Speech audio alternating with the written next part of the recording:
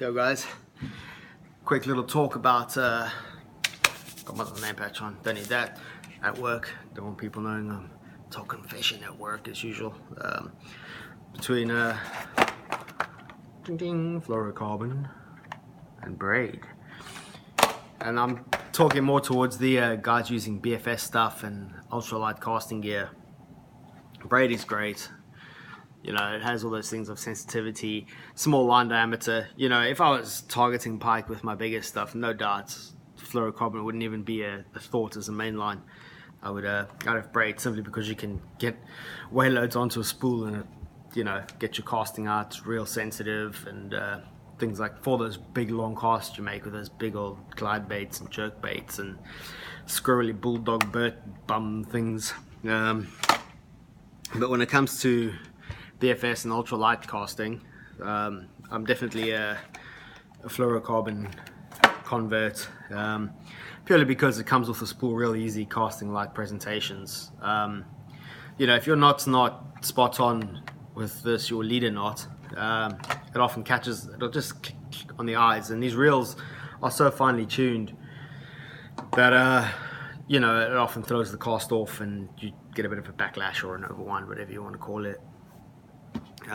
You know, fluorocarbon, it's not for everyone, because I know people in the UK and Europe are pretty set on braid for lure fishing. I got into that mindset moving here.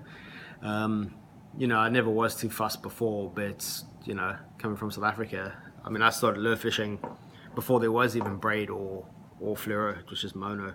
So the stretch and stuff like that really doesn't bother me. Bite indication is different with fluoro. I always have the line going over my finger, just so I've got more direct contact with the line. I've never been one of the people to watch my rod tip for a bite indication, unless I was bait fishing. And also watch the point where the line meets the water, because often it'll flick or just start moving off before you feel it. You know, it's not as direct as braid. It also has its problems though, you know, wanting to come off the spool. It's when you do get kind of an overwind sometimes, or just an overrun, not even a backlash. Let's do it. You know, kind of that deal. What I'll do, if it's not a backlash, I'll actually use the drag to pull these coils tighter to the spool, because sometimes if you disengage it while you're pulling, it just keeps coming off, and before you know it, you've got like 50 meters of fluorocarbon at your feet, and you've not achieved anything. And always wind it back on with a bit of tension if you do end up pulling out loads of line.